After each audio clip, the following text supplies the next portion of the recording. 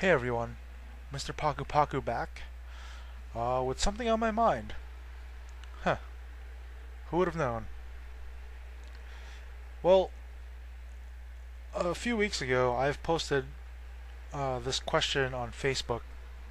If you haven't followed or if you haven't um, subscribed, just click the link on in the description box and you can find me on Facebook. But the question was, what were your favorite or your top 5 retro video games?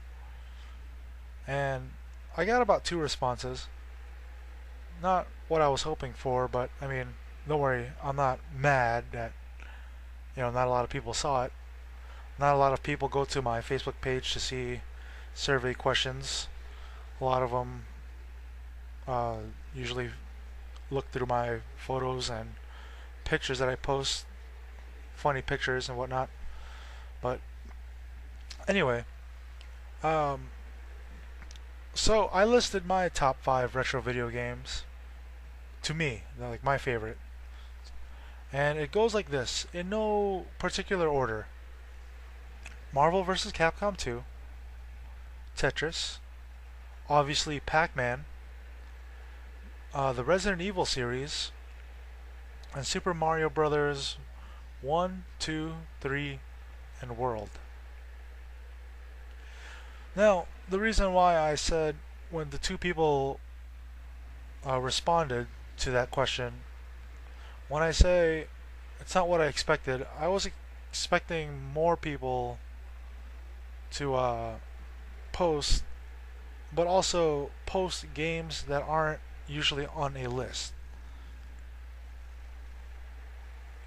Now the 2 guys that responded to the question, those games I've heard of, those games I've seen. I was hoping to see more of, the obscure games.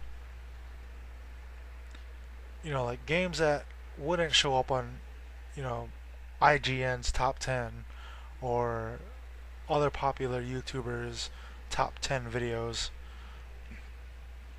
But it also brought in a question into mind.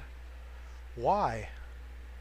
As in, why are those your top 5? Like, what significance does it have to you? So the point of this video is I will explain my choices, because I'm still sticking with those five choices that I've made. However, I'm going to explain why they are my favorites, why they are my top 5, and by the end of this video I'm hoping whoever's watching this, whoever this reaches out to, that other YouTubers will respond. Because I mean, I see a top 10 list all the time, but barely any explanation why. They'll tell you about, oh, this game is good, this game was rated this and that on so and so website or so and so reviewer, but no one rarely gives their own personal opinion about it. It's always the same. This game is great because so and so rated this. This was, this sold this many, this much, around this time period. No, I want people to explain what is the significance of their top 5 choices. So without further ado, I will explain why I chose those 5 video games and what they mean to me personally. And I'm interested in other people's explanations, because that's what makes an honest review. That's what gets me wanting to play a game rather than the fundamental explanation like, oh, the color scheme is great, the controls are smooth, the response is perfect. It's a tech it's a great technical game, which is pretty much 80% of what's out there. So, okay. So one of my choices, well, this is not a rating system, it's just by number. So, I guess number 5 would have been Tetris. Now, the original Tetris for the original Game Boy and the Nintendo Entertainment System, that was like my top game to play. The reason why I got into it was because my mom loved Tetris. It was the very first puzzle game that I've got into play, and when I saw her play it, just trying to beat her high score, it got me into it, and I've got hooked ever since.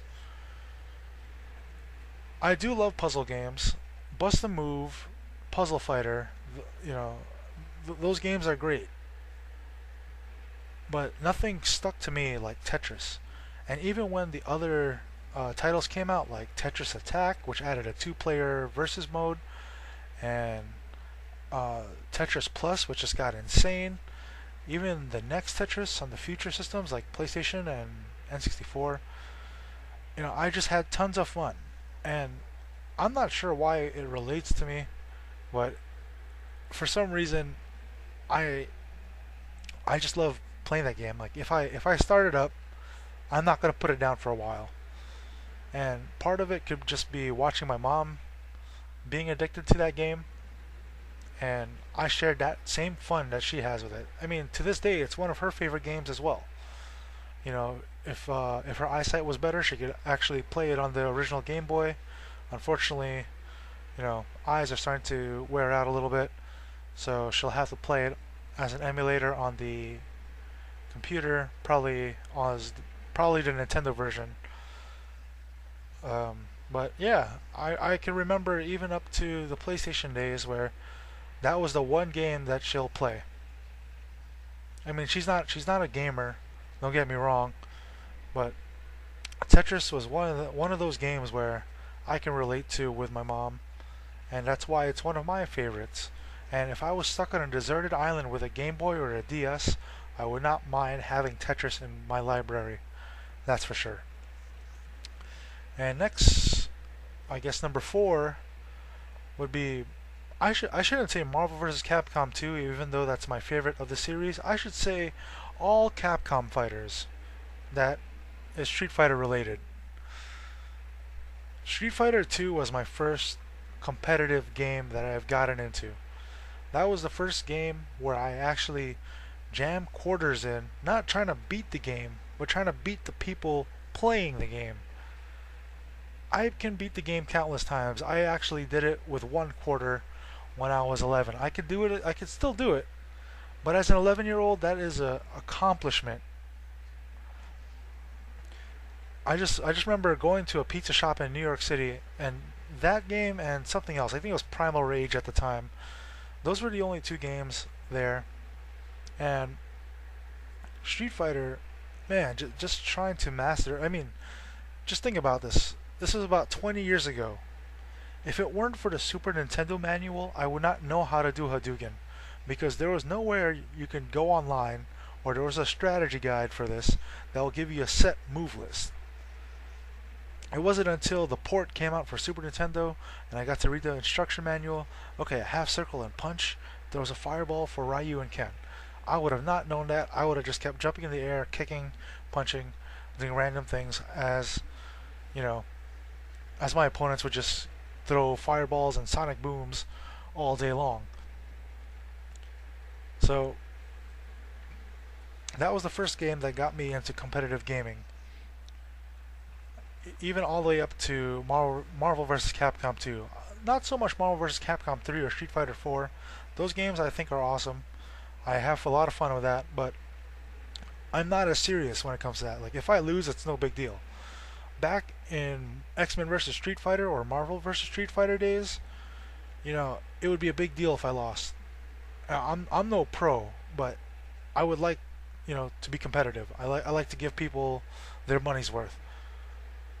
Like if I lose by a blowout, I won't cry, but I'm not gonna be sore about it either.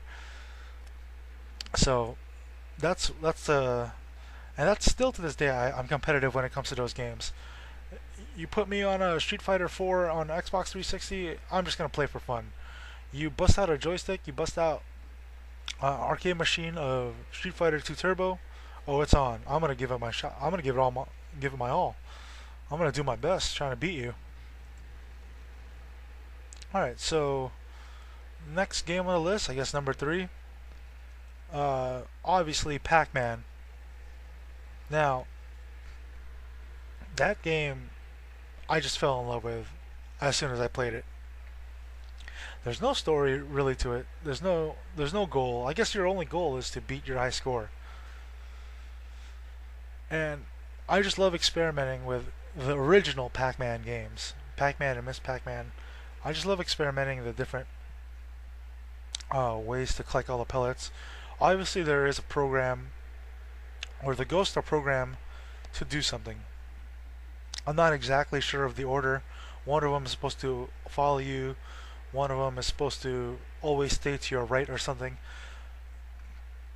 like that. One is supposed to always follow you until to a certain point before they stray away. There's a pattern to it, and it might seem random, but if you figure it out, you could get pretty far with it. To me, I just love taking chances in that game. As far as the newer Pac-Man games go, I wasn't too big of a fan of Pac-Man 2, like his adventure game. Pac-Man Worlds are pretty cool. Pac-Man World 1, 2, and 3. I haven't tried the next gen ones, but the original Pac-Man always has a special place in my heart. And it's something that, again, my mom and my sister love to play. And when I see them play that, you know, just to see them smile and just to see them be happy and freaking out that the ghosts are coming, you know, it's always a good thing for me. And I guess you can say that most of my retro gaming experiences were what's the word? Were inspired through them. Because my sister loved to play Pac-Man. She played Galaga. I believe she also played Bubble Bubble was one of her favorites as well. And that's how I got into to that game, those type of games. Um, so that's pretty much it. And I also say I'm influenced by my mom because not only she did play Tetris, but my favorite um, series of all time, which is what I'm about to talk about, is the Super Mario Brothers video games. Super Mario Brothers 1 especially. I mean, when I first saw that game, I think I was only 6 years old, 6 or 7. My mom would play the game. She wouldn't get too far, but she loved the challenge. My brother was the first one to show me the one-up trick where you keep jumping on a turtle on the stairs, and if you get enough points, you get one-ups, and you could get up to 99 one-ups. And it's crazy because that's how we beat the game at the time. We didn't know any secrets. We just wanted to get from point A to point B. We didn't really want to explore, and the easiest way to get through levels 1 through 8 was to do that one-up trick. So he showed me that, and that was pretty awesome. I can never nail it. I don't know how he does it, but I don't know how other people do it. It's amazing. Super Mario Brothers 1 was revolutionary for me and my family. 2 and 3 continued on. My mom and my brother still played it, but after that, I pretty much went on my own playing the rest of the way. But that's why 1, 2, 3, and World, um, those were the Mario games that got my family together to play in front of the TV. So that's why I love those games. And it never gets old. Saving the Princess. So, and number one on the list, again, not really number one, but just the last one, is the Resident Evil series.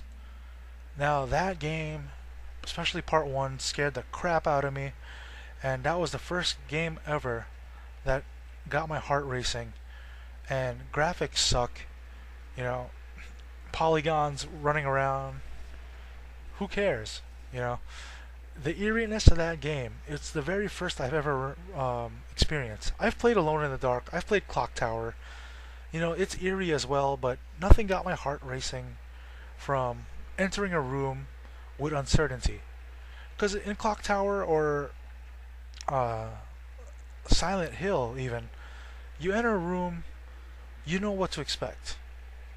With the very first Resident Evil, and even Resident Evil 2, you don't know what's going on behind door number 1 and door number 2.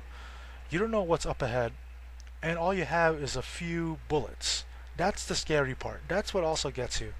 The uncertainty. Because you don't know if you have too much bullets, and you don't know if you have enough ammo. You don't know if you have to conserve. So, that's pretty much it. So I'm looking forward for everyone else to make their videos. Please tag me in them.